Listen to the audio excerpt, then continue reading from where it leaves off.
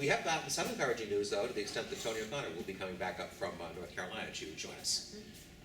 But we always need people to spur more interest in field day and possibly get us some, future downstream recruits for the club. So we encourage you to bring anybody along that you can. One of the things, though, that is going to be distinguishing our effort this year from previous years is emphasizing a very serious digital effort this year. So we're going to have pretty much a digital dedicated HF station, which should be interesting to see in action. And of course, to have the annual objective of always having fun. Now, we are dedicated the cause this year, and so I held off on bringing up discussion of Leonid. And so we have decided that this is the year that we honor Leonid with our field day effort. And this is a picture of Leonid operating for us last year and giving us a number of CW contacts, and then unfortunately passing away within a matter of a couple of months. So field day was one of the last things that he did in terms of club participation, and he certainly did a good job, made a major contribution. So we will be making a commitment to honor him with our effort this year. And God bless me, I'm going to try and sort of replace him or get involved in the CW tent based on the fact that he won't be around. That's going to be quite a challenge to replace him, but we decided to put the fix in. So what the official announcement now is that I was scouring all the ads I could find and came upon an ad from a gentleman in Ohio that said he was selling a TH33 or TA33 Junior, and it was pickup only. And I got on the phone and I convinced this guy, also with the help of Ernest, to actually package this thing, despite the fact that he didn't want to do it, and send it to us across the country. We were kind of dubious about what we were buying because it was bought sight unseen, and he told me that he had never really fully assembled the thing and had spent most of its life sitting on its back porch in the final assembly position. Well, interestingly enough, you say that, John, but we got the thing out of the shipping container, dumped it, essentially Andy assembled it, and it's pronounced ready for field day. Now, we'll clean it, like we've done in past years where we really do a scouring job on the thing, but really, out of the container, good for field day use, and we've A/B'd it against a wire antenna, and it's obviously working. So we're quite happy with that. So ultimately what I'm going to do is essentially preserve that memory of Leonid by more or less donating the antenna for the club's personal use or continuous use as the CW station beam for future years. And what we will do this year is have a little dedication ceremony in honor of Leonid as we pull up the antenna, which interestingly enough, if you've ever seen the layout, is going to be going in a tree that we've spotted. It enables us to maybe pull this thing up 35 to 40 feet off the ground. That's in back of the sugar shack. And I got clearance just the other day by going up and visiting the groundskeeper, pointing to the tree, and having him say yes. So we'll be in good shape. Now, the reason that we're going to give it to the digital station this year is, again, we're going to have a big digital emphasis, and I want those guys to have the opportunity to use a real beam. And in essence, that's the best of the 33 or the TA33 Junior beams right now, because we know we've hoisted it, we know it works. There's still the other one under my back porch, but that still needs a little bit more refurbishing. So this year we'll be using that for the CW10, but going forward we'll be reversing the use of the two juniors. I'm going to call this Leonid's Lightning Bolt. Like I say, I'm paying for it, so I get the opportunity to name. But like I say, I think it'll be a good way to commemorate his memory and also help for maybe me to compensate for my lack of operating skills in CW by using the antenna named for him.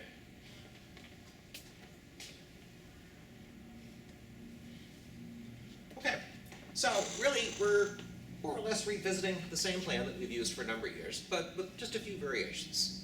So we found that putting the CW station out in the back parking lot worked really well. And it's nice if the occasional curious person wants to go out there and see a couple Morse code operators, but what we have found is the privacy that's afforded in being in that upper parking lot area makes it a real nice location for the CW station. Plus we have plenty of opportunity to put up all the antennas that we want. The digital station is probably going to be right inside the observatory up in the auditorium, if we can get away with it again this year, in the same position it was last year. Now, I don't know why, but I'm just getting the sneaking suspicion this year that we're going to be getting hit with a deluge of rain. So we're trying to make contingency plans, and I figure if we have that inside the planetarium, it's one less station that we have to worry about. But what I'd also like to do is to be able to plug in the digital operation into a fairly cheap monitor that's a little bit smaller than this that the Astronomy Club is forced to buy for that auditorium, so that people can come up, casually watch what's going on, and we don't really have to worry if there's a downpour in terms of losing any of the equipment as a result. Now, from there though, maybe a minor variation, because we've been told by the folks who operate the 20-meter sideband station that it gets a little bit irritating being out in the direct sunlight. So if in fact we're going to move the digital station inside the observatory, what we may end up doing is moving the sideband station in between the observatory and the corral. Now, we've used that before, it's gonna be the same tent, but that used to be where we had the dedicated 40-meter station, which we're kind of abandoning this year in terms of concept. So the net result will be, they'll be in the shade. It will be a short run of coax up to the ceiling, or up to the roof, on the observatory. And what it appears now is the digital station will still be in its old location, but we'll run the coax about 100 feet to where the beam antenna for gate will be located. And we're hoping that's going to give us a nice isolation factor, as opposed to what we suffered last year, where it looked like we were getting some RF infiltration. But with the coax laid out on the ground and maybe a couple of line breaks in the middle of it, it'll be sufficient to give some reliable operation to the digital tent. Because I'd really like to see them in a position where they can operate with the beam. How come you think it's going to have a delay in Jubilee? I just have a sneaking suspicion, because it always has. Next. Now, if you want to consult with the gods for the better forecast, I wish you well. What's the dates of it, the 22nd? 22nd and 23rd, that's Saturday the 22nd, yeah, and the 23rd. Now, the GOTA station is going to be in the rear parking lot. There may be a little bit of playing though. I may actually move it about 100 feet from where it's been in previous years. And the reason for that They're gone. No problem. Take care. Yeah, so what we may be doing is relocating the GOTA station. Again, I'm taking precautions against possible downpour. And what they've done is they've put up one of the big circus tents on one of the median strips, not the one that we use, one that's maybe 50 feet further out and maybe 100 feet to the left. And the net result is that we can actually nest the GOTA tent inside that tent in case we have any weather problems. So I do like the location. It's also near a fairly accessible tree for 2 or 3 year antennas, so it works out well that way as well. Now, the VHF and satellite operation is going to be interesting because I did get a commitment from Jim to work with us this year again on satellite operation, but to also bring some of his VHF equipment, including his series of antennas for VHF. He's got quite a good offering of antennas from what I understand. Haven't heard from him though, and I hope to see him tonight, so I'll try to get a hold of him and confirm his commitment. But what we will probably be doing is raising those antennas up in the air as we did last year by shooting a couple lines over a couple of tree branches. And interesting enough, I found a new setup this year that for some reason I hadn't spotted in the past that will enable us to get up a VHF antenna maybe a good 50, 60 feet. The one thing that continues to happen up there though is they continue to thin out the trees, so you're not going to recognize the grounds when you go up there. That proposal too, I think John, that you had made of moving the 20-meter station a little bit more into the forest has kind of disappeared based on the fact that the forest has disappeared. So like I say, when you get out there, where you used to see a bunch of trees, you're going to be amazed that there's a bunch of wood chips. It usually works out well for putting up antennas, but wouldn't you know it, they have to run a couple power lines right through that area. So it's not going to handicap us greatly, but there's a couple nice options that we can consider because of that. But that's what you put up with when you get changes from year to year.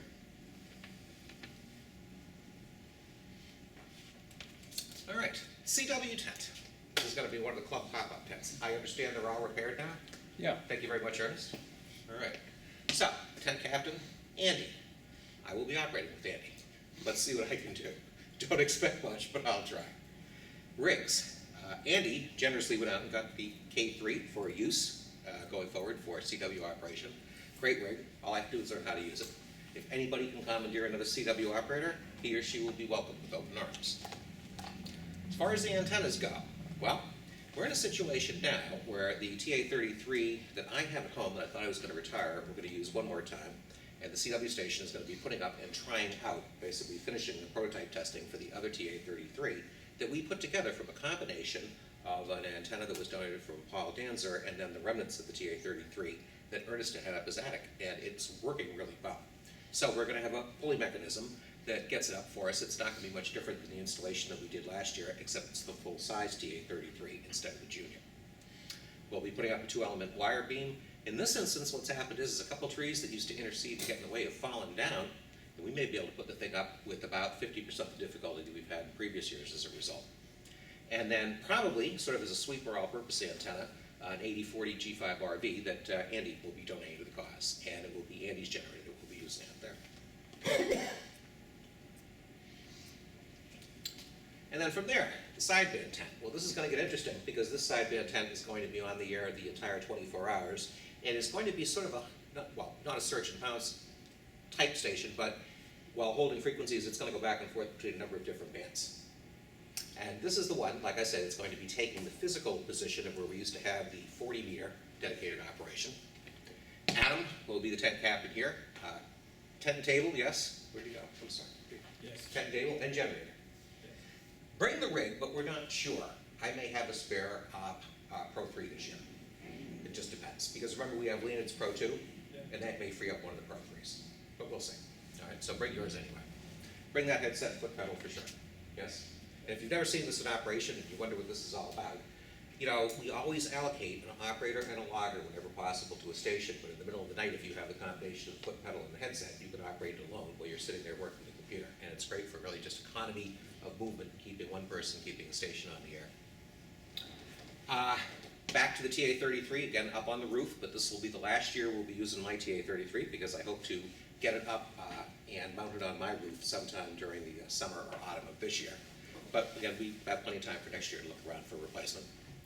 We're going to be continuing with the theme that every one of the stations gets a backup Buckmaster, and in our case, we're going to be using one that was commandeered as a result of me doing an antenna installation for Bill Baker over in Greenwich, who donated the antenna as a result.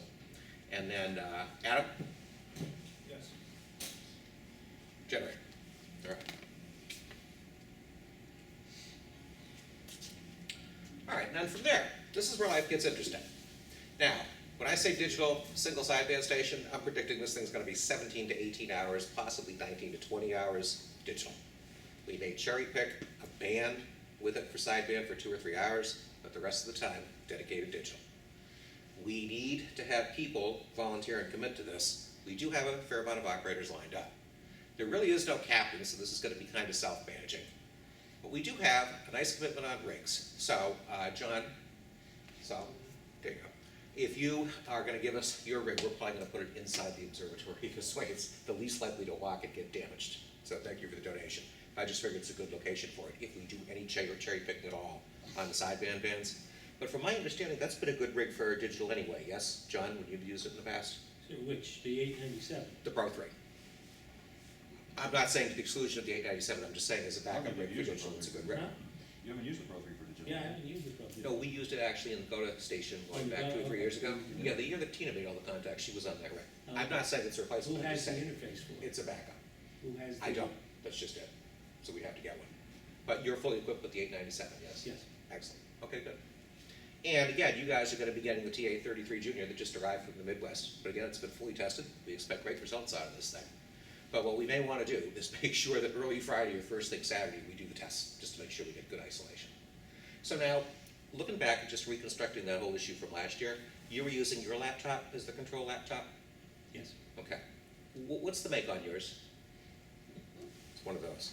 My daughter has a cheap Dell that she's handed over to me because I bought her a Meteor device. I don't know what the hell it is, but I bought it for her in exchange for her laptop. So if you want, I can bring it over to you. You can program the thing and just try it as the alternative laptop, just to isolate the notion that it might be the laptop that caused the issue. Well, I have a Dell also. Both of my Dells are Right. already Okay. programmed to work with the 897. Okay. All right, well, fine, then drag them control, along. the cat control, the whole thing. So All right, excellent. No, drag them along, but all I'm saying is we'll test them well in advance, just to make sure we get that RF feedback problem isolated. Now, that was definitely the being too close to the antenna. What I found with digital, the one thing with digital is if you have your rig close to the antenna, or if you have your control, if you have your coax running close to your rig, you will get the feedback, because there's a lot of wires involved in digital. What we're gonna do is we're gonna go out through that same window as last year, down to the ground, Yeah. but then see from there, I pace it off, and it's a good 100-foot run on the ground That's of the no coax, problem. and I think that's gonna be good That isolation. shouldn't be a problem. That's what I'm guessing. Right. I mean, my antenna at home is within 30 feet. I have a big old coil, you know, on it now, and a couple of other things, so 100 feet is good, no problem. Gotcha. And like I said, we expect to be a good 35 to 40 feet up in the air, so you're not losing anything from the top of the observatory roof. All right, now, we will probably still be putting up that 2-element 40-meter wire beam, though, in the meadow, because it's relatively easy to put up at this point. So either of the stations that are in proximity to the observatory, if you want to get on 40 meters and have a real screaming signal, we'll have the opportunity to tap into that as well. But like I say, like all the other stations, it's going to have a backup Buckmaster, and we're going to put that in the same position we had last year. It was basically the main antenna. Now the difference is I did get you guys fresh virgin coax. It's still in the shrink wrap right now. It will be yours. Follow me, and my apologies for last year. But that's what happens. You know, I tell you, you should fix coax, guys, whatever you can. But if you're going to put stress on coax, always do it with a brand new version like the coax, or you will regret it. That's just been our experience on field day. All right. Which John S. was that on generator? Me, I guess. Yes. My generator. Don't forget. Yeah. Yes. Well, remember you volunteered a couple months back. Yeah. And in essence, what you're really doing is just replacing, where I think we used to plug in Tony O'Connor's generator in the continuum. So it's just a one-for-one swap. Now, you were saying, though, so this ought to be worth watching, probably you other guys who have the same generator, that you have the refueling kit, yes? Yes. So how does that work? Can you just I haven't tried it, but it Oh. looks like it somehow creates some vacuum into Right. the main gas cap. And Your job is to make sure he tries it between now and then. We have a big lot, but we you still get guys, for you guys explosion. bring all the gasoline, or you have a truck or something? No. Well, those things use very little gas, as you Just know. park your car real close and put the hose in. I got Are you an doing anti-siphon tank, yeah. Are you good at siphoning gas out of your gas tank? No, I think it's anti-siphon, yeah. All right, now, the go-to tent, it's too bad Fred is not here to be reminded. I will, that we'll be using his tent, but again, underneath one of the circus tents, we hope to add a little extra protection. Tony has graciously consented to come back, but he doesn't want to get stuck for the entire shift, so I will be looking for all kinds of folks to cooperate. AT has always done a stint in the tent. Fred does occasionally. I haven't heard from Chet in a couple of months, but he did show up at a meeting back in March, so I'm kind of surprised he didn't come He to the also showed organizational up for meeting. the E session. Reeve He's what, who? He's He's goes a up to VE. Reeve it. Yeah. Oh, okay, good. All right. And then from there, we're sort of playing it by ear, but for operators, we're hoping on sort of the hardcore bunch. So Steve, this is where we'll be plugging in you this year. And Bugs, if she's gonna show, we're hoping that she does. Elena, where'd you go? Yeah. This is where we Yes, will be that's using right. you. Yeah. And the thing is Elena has volunteered to do an overnight shift, so this ought to be good.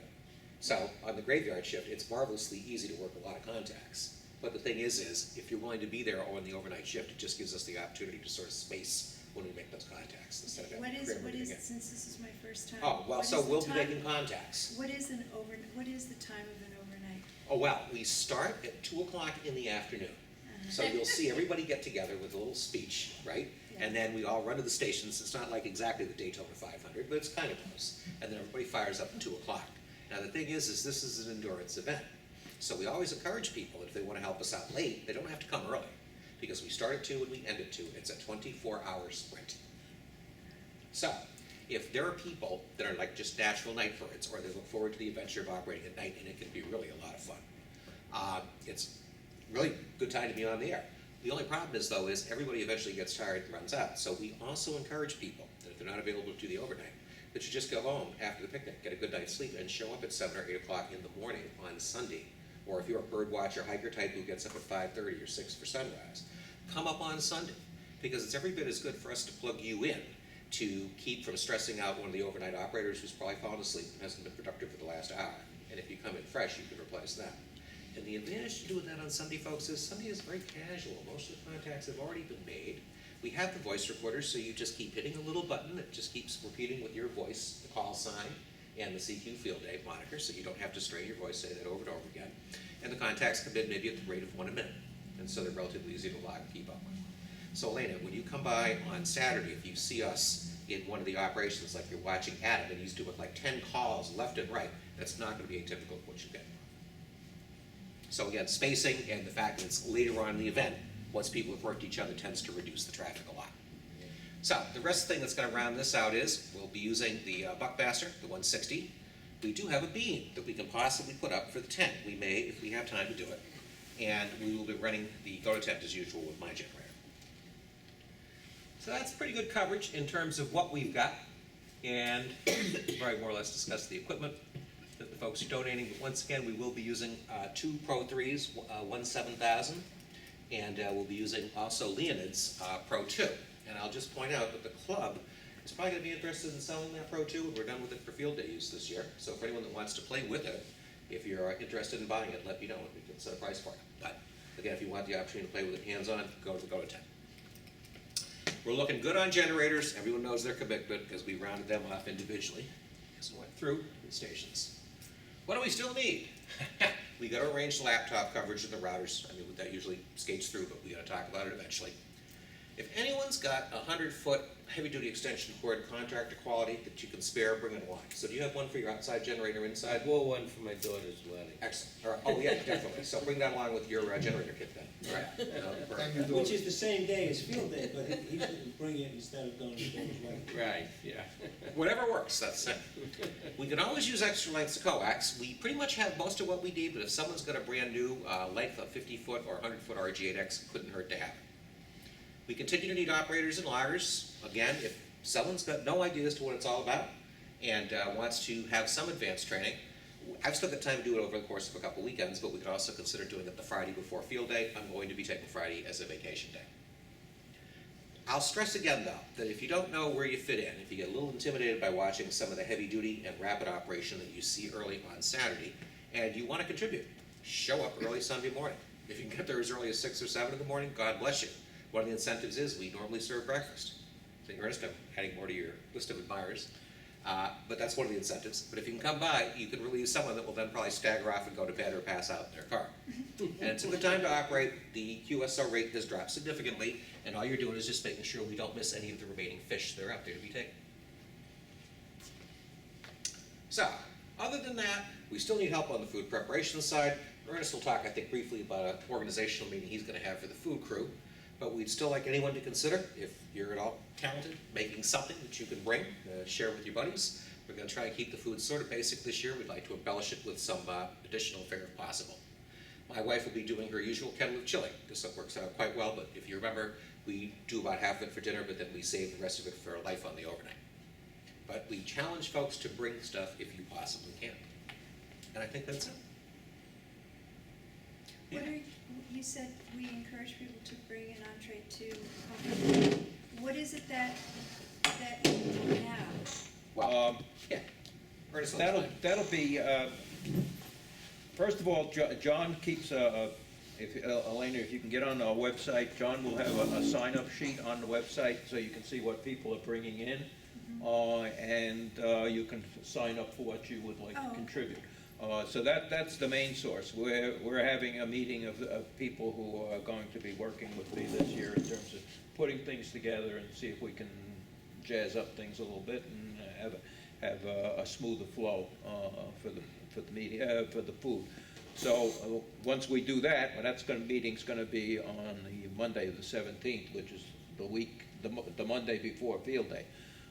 So after Monday, we'll probably start seeing stuff go up there and we'll start making recommendations. Normally, what seems to be the biggest problem in the food area?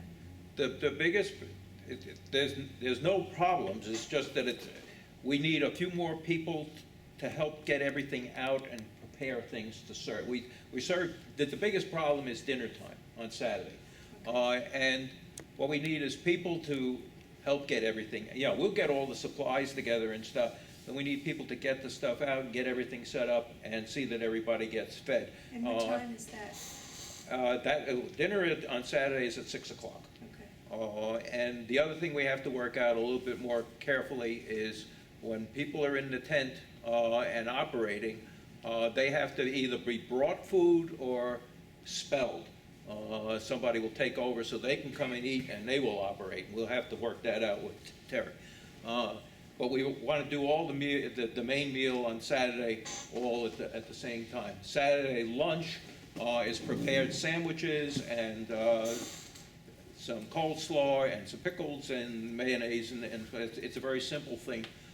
We provide all the water and all the beverages for all the whole 24 hours. And what time is lunch on Saturday? Lunch on Saturday is 12. Okay. Because we want to get it all done so people can start operating at 2. And breakfast on Sunday? Breakfast on Sunday is around 7:30, 8, 9, somewhere in that range. Okay. And that is usually, bacon, eggs. We might do sausage, English muffins, juice, What do and you coffee. have, grills there?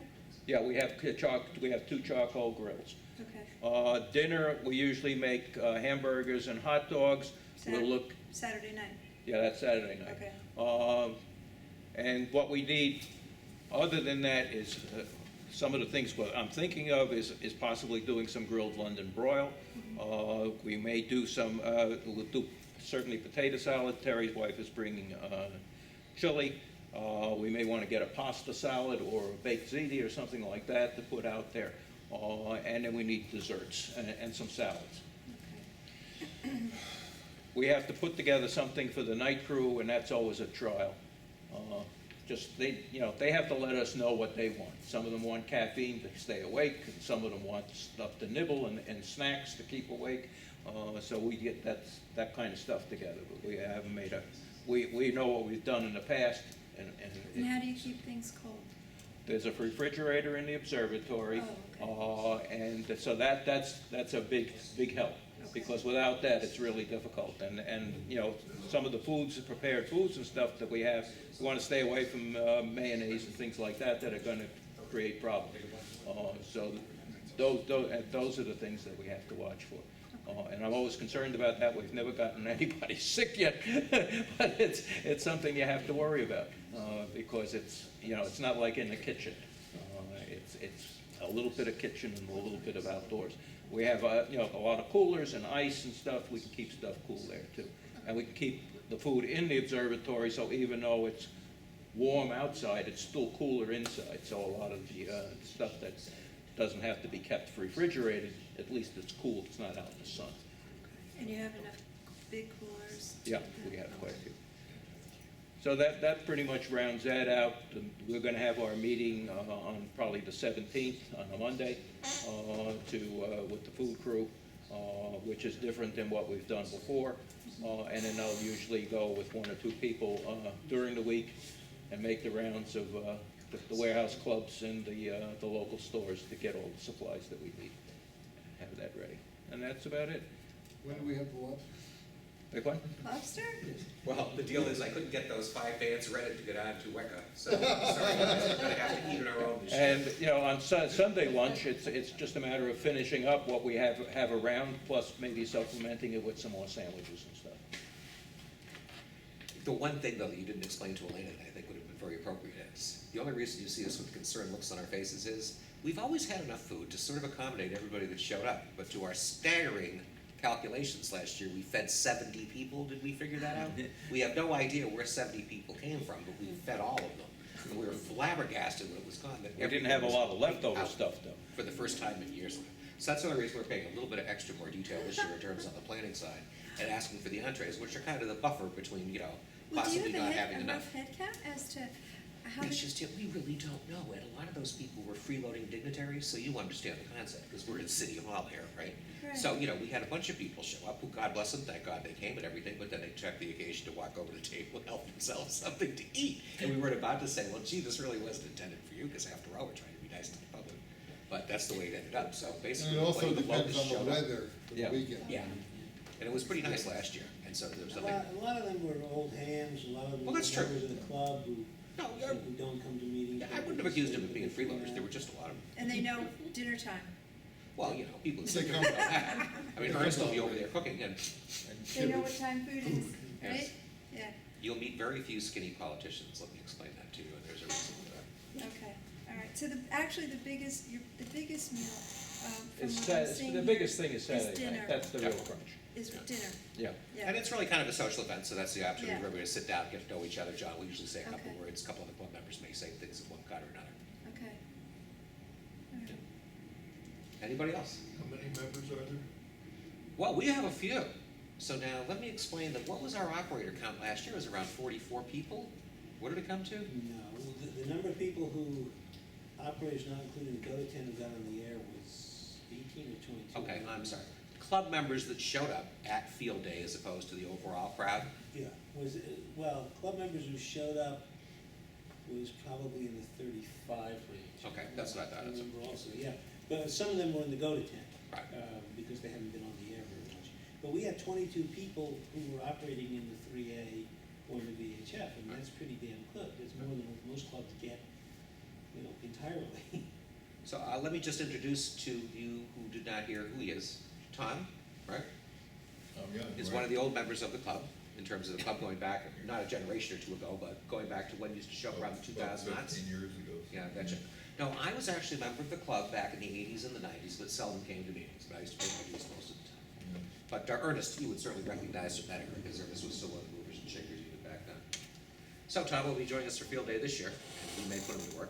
And apparently has an interest in NVIS antennas, so he fits right in here, because if you remember, that was one of our technical discussion themes. And I'm just trying to segue to one of our discussions. We have an NVIS presentation coming up eventually on the calendar, yes? Yes. So what did we have that figured for? September, October. Okay. Yeah, so possibly in one of our first or second meetings back from summer hiatus, we'll be doing that. Yeah, we should tell people that we don't meet July and August as a club. We might have a summer picnic, which will be announced. And the reason is because Alive at 5 is right across the street. And that place is just totally inaccessible on Thursday nights down here. No question about that. So you're gonna be able to commandeer your grandsons for this occasion now? I have to talk to them. Their schedule changes by the day. Teenagers do not stay fixed. If you know any under 18, we need to get some kids and go to Yeah. 10. We get points for it, so. There please. might be, I have a friend who might be bringing a whole bunch of Boy Scouts. Oh, I'm sorry, Georgie, we need to segue to you. Hello. Another soldering course, please. Yeah. Same way you did it last year, it would be perfect. It picks up our 100 points. I need to explain something to you. There's been years when we've had marginal 100-point presentations. Yours wasn't one of them. Everybody loved the thing. Seldom do people learn a useful skill like that. If you're an advanced ham, it's difficult for someone to come along and teach you something. So really, that was kind of unique that year. So if you can volunteer to do that again, that would be great for morale purposes, but also gets us the 100 points, as you know. So can you do that course for us again? Okay. Yes, I'm glad that didn't slip. The biggest problem was seeing what you were soldering That's on the that. problem with your old, you really need one of the magnifiers. I think that's what you find out, you know. All right, anybody else with a question on field day? All right, Elena, I'm not sure I ever got your contact information, so if you can give me everything here, and I'll be in touch. Just explain things when Antennas. you're going. Yeah. When are you putting them up this year? Well, now, did you hear about the rule change? Yes, Yeah. So the thing is, it's that's not why I'm gonna, asking. yeah, it's not gonna affect me to the extent that I'm not gonna be out there Thursday at 8:30 PM trying to put up an antenna. But what Stan is bringing up, and I've mentioned this a couple of times casually, and we still have to look at all the nuances, is the new rule that says, for all intents and purposes, you can start sunup Friday now in terms of putting your stuff up. Now, in the past, we've been constrained to start 2 o'clock in the afternoon on Friday. It instead means I get up there at 8 o'clock in the morning and start working. What I hope to do is get a lot more work out of the critical phase done early, especially because we were just nailed for thunderstorms last year. I'd like to avoid that this year.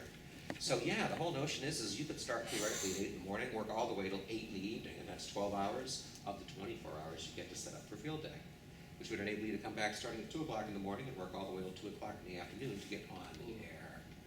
So our window has really expanded by 8 or 9 very convenient man hours of work that will hopefully get everything done early and get us again out of Well, the reason I'm asking you the Right. question, I mean, I normally get up there 4 or 5 o'clock Right, to work on the antennas. right.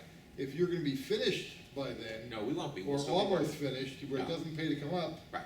or you still. Come up if you can, but we can spur you. I'd really rather have you around on Saturday. You know, I appreciate the fact that you've been there in the past and everything. I don't know what the manpower is gonna be on Friday though, because part of what we do is recruit the manpower on Friday, right? So, Andy, was your intention to take Friday off? Because it's mine. And, you know, we'll be the 2 main Yeah, folks. but if it's raining like hell on joins us. Friday, you can certainly gonna need you on Saturday morning. Yeah, Well, definitely. Saturday morning, I'll probably be down at WECA shooting up antennas. Oh, I understand. That's just it. No, we'll use you selectively, so just let us know how it works I out. hope they best, give but- you an extra lobster. Yeah, really. So what time do you How do you think, make those lobsters kosher again? I still haven't heard this explanation. Yeah. The rabbi comes in and says to brook 'em. so what time do you think you'll be there on Friday to I'll start? probably be there as early as 8 o'clock in the morning. What time do you want people there to help you on Friday? You know, as soon as you could get there, but I wouldn't really expect people there till at least noon. So, you know, I'm thinking it's gonna be Andy and me largely, you know, for the first little while. If AT is taking the whole day off, I may ask him to come up, because that's another gun, you know, another reel to shoot with. So now, Elena, do you work on weekdays, or what's your schedule like? I would invite you up on Friday if you've never seen this, because to me, I mean, the operation is fun. But until you've seen me shoot off my tennis ball cannon, I tell you, you haven't lived. When I do this up at the museum now, the entire crew goes up to the parking lot just to watch me shoot the gun off at this point. But I was gonna bring it in, it just slipped my mind, it's out of my van, but I'm not gonna get it now. But what it is it's a pneumatic tennis ball launcher. You have it made out of irrigation pipe and a valve. You take a pressure hose and you pressurize it to about 80 pounds per square inch. You put a tennis ball down the barrel, towing a 50-pound shark line, and then you can shoot it over any tree in New England. And then we use that to pull up the ropes, which in turn pull up the antennas. But we start shooting that off at around, again, 8 o'clock Friday morning this year in Oh, plant. okay. So if you've never seen that, for anyone who's never seen the gun and really wants to see it, play with it, or even possibly shoot around, come up early on Friday, and that'll be the main attraction. But we will usually shoot that gun off a total of about 30 times. And usually AT brings a separate gun, and between the two of us, it's about 30 lines that we shoot over the course of 24 hours, and it's just a riot to watch. And I have my gun, in fact, it's in the car, Mhm. but mine is homebrew. It's a different design than theirs, and I use a 1-inch shuttle rather than a tennis ball. Does the same job. It'll go up 100 feet and over the trees and down. But Todd, if you've never seen one of these in action, you've got to come. So now, are you retired? Are you available on Friday, or?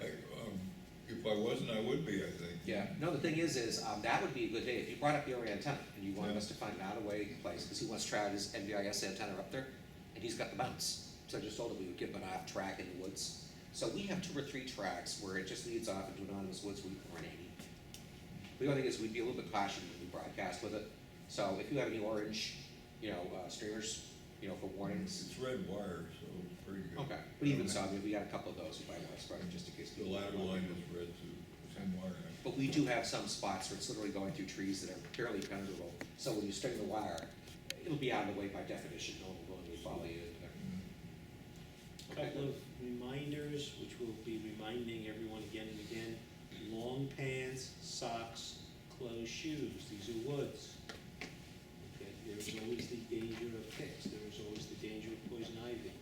If you're gonna be putting up the antennas, wear long sleeves. Bring plenty of bug repellent. And, Again? Sunscreen? sunscreen, and, bring some, what do you call the gloves that they use? Yeah, and if you're gonna be there at night, bring some flashlights or something else so you can find your way and not stumble around in the Yeah, dark. bring the gloves that like the medics use, bring flashlights, lots of flashlights, we'll need flashlights in the operating positions or lights. There's some very nice LED, kinds of things these days that operate on 2 or 3 AAA batteries, are brighter than the sun and will last for 24 hours at a time. Bring those kinds of things with you. But please, long pants, socks, closed shoes. No And if you're gonna be handling the lines, the other suggestion I would get is just the senior version of what John was suggesting. We do bring up surgical gloves, which we double up, but the other thing is if you expect you're gonna help in me holding wires or pulling ropes at any point, then just a pair of contractor's gloves is usually a good investment, because sometimes you'd be surprised how much the string will pull at your fingers.